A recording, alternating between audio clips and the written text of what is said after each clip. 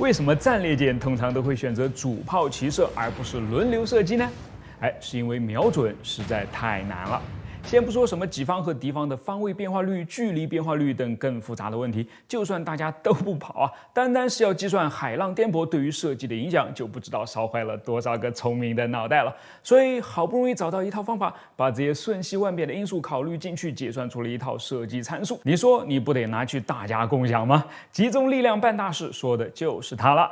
所以海浪颠簸究竟会对舰炮射击造成什么影响？我们又是如何克服它的呢？我是百科全书火箭叔，今天我们就来讲讲它。你大概很难意识到一艘漂浮在海面上的船只其实是跟飞机一样，其姿态在3个维度上都会受到水面的影响的。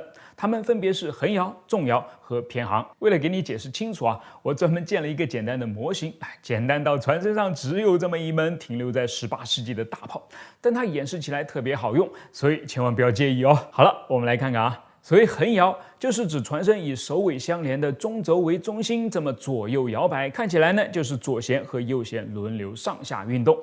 而纵摇呢，则是从船的侧面绕着穿过它的中心位置的一根轴来摇摆，表现起来呢就是船首和船尾的轮流上下运动了。最后一个偏航，可以从顶视图里面看得很清楚，就是船首和船尾绕着垂直穿过船身中心的那根轴左右运动了。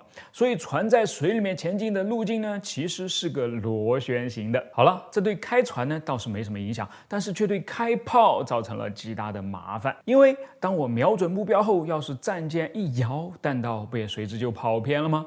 怎么办呢？只有实施补偿了。但补偿的前提是要准确的知道炮弹是如何跑偏的，以及跑偏了多少才行。情况就变得复杂了起来，而且是越来越复杂。我们先来说说简单的，那就是当炮管的水平方向完全垂直于舰身。当然，要是它完全平行于舰身呢，也是适用的。虽然这并不常见此时呢，战舰还是会横摇和纵摇，但是它们只会在射击的俯仰角度上对我们的精度造成叠加。比方说，在我们已经设定好了一个射击的俯仰角度后，如果船舷摇高了，炮弹就会落得更远；而船舷摇低了，炮弹则会落得更近，都无法准确的击中目标嘛。怎么办呢？那就在瞄准的时候将战舰横摇的角度考虑进去嘛。它摇高了，我们就在俯仰角上减掉横摇的角度；摇低了，我们就加上横摇的角度，不就好了吗？这下炮口就能始终对准目标了。接下来呢，解决的就是要知道这横摇的角度了，对吧？在早期，它基本上只能靠经验。就是炮手先往远处的水平面一看然后再马上转低视角来看看自己所在的甲板，想象一下它的延长线，再判断一下它同水平面之间的夹角大概有多少。这个呢，就是此时战舰横摇的角度了。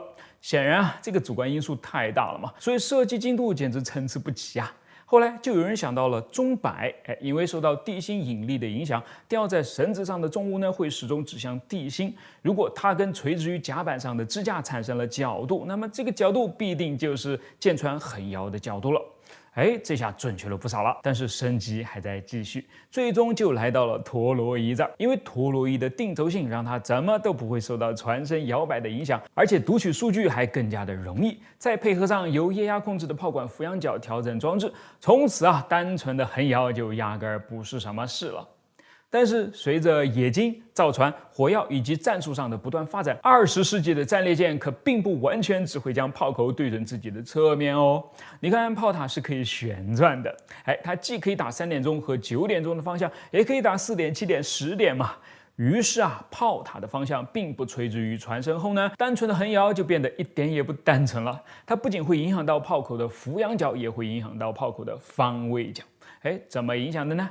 我们还是来拿这个模型举例先把炮口的俯仰角呢调整到30度，方位角调整到45度。假如此时的炮口呢就正好准确无误地指向目标了，但不巧舰身却突然横摇了起来。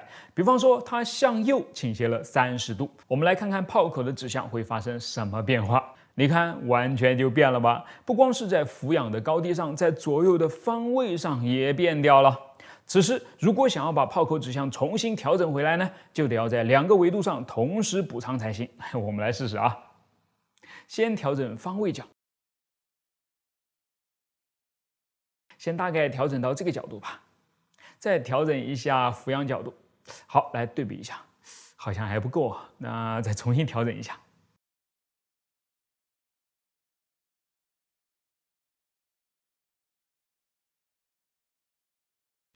这下好像差不多了。